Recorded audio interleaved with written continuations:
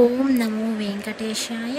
September 24, 2025 ఈరోజు రేపటి దర్శనం కోసం అంటే 25వ తేదీ దర్శనం చేసుకోవడానికి ఈరోజు ఎస్ఎస్టీ టోకన్స్ అయితే 18,000 టోకన్స్ అయితే వదిలారండి. ఈరోజు అయితే మీరు ఎస్ఎస్టీ టోకన్స్ కావాలన్నప్పుడు ఖచ్చితంగా ఆధార్ కార్డ్ ఖచ్చితంగా క్యారీ చేయండి, లేకపోతే టోకన్ అనేది ఇవ్వరు. ఎస్ఎస్టీ టోకన్ దర్శనం టైమింగ్ స్లాట్స్ చూస్తే ఉదయం 3 గంటల నుండి రాత్రి 10 గంటల లోపు దర్శనం టైమింగ్ స్లాట్స్ అనేది ఇచ్చారు. అంటే ఈ టైమింగ్స్లో మాత్రమే దర్శనాలు చేసుకునేలా ఈరోజు అయితే ఎస్ఎస్టీ టోకన్స్ అయితే ఇచ్చారు. మీరు టోకన్లోనే విత్ టైమింగ్తో మెన్షన్ చేసి ఉంటుంది, విత్ డేట్తో సహా మెన్షన్ చేసి ఉంటుంది. అలానే అడ్రస్ కూడా ఇటు పక్క నుంచి వెళ్ళాలి అనేది మొత్తం టోకన్లోనే ఉంటుందండి. మీకు ఇచ్చిన టైమింగ్ కాడికి 1 గంట ముందు వెళ్ళినా కూడా మిమ్మల్ని అయితే అలో చేయిస్తారు.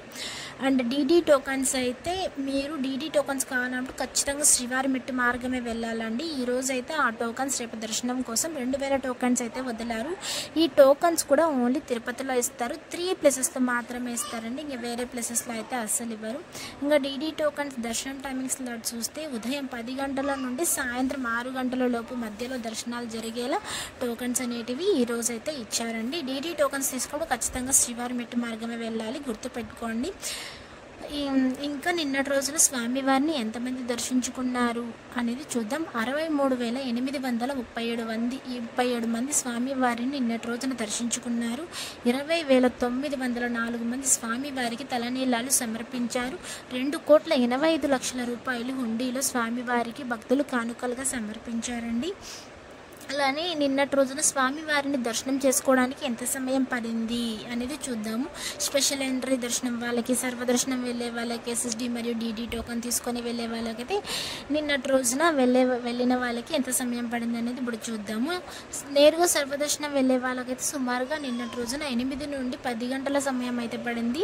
ఇంకా టోకన్ తీసుకొని వెళ్ళే వాళ్ళకైతే ఎస్ఎస్డి మరియు డీడీ టోకన్ తీసుకొని వెళ్ళే వాళ్ళకైతే 3 నుండి 4 గంటల సమయం అయితే పడింది.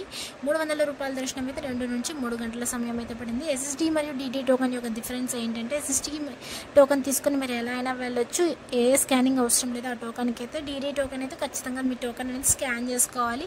ఎక్కడంటే శ్రీవారిమెట్టు మార్గమే వెళ్ళి 1200 మెట్టు దగ్గర మీ టోకన్ అనేది స్కాన్ చేసుకోవాలి. ఇంకా ఈ టోకన్స్ ఎక్కడ ఇస్తారో ఓన్లీ తిరుపతిలోనే ఇస్తారు. ఇవన్నీ ఫ్రీ టోకన్స్, ₹1 కూడా కట్టాల్సిన అవసరం లేదండి. ఇది 3+ ఎక్కడంటే భూదేవి కాంప్లెక్స్, శ్రీనివాసం అండ్ విష్ణు నివాసం. భూదేవి కాంప్లెక్స్లో అయితే డీడీ టోకన్స్ ఇస్తారండి, ఇంకా ఎస్ఎస్డి టోకన్స్ కూడా ఇస్తారు.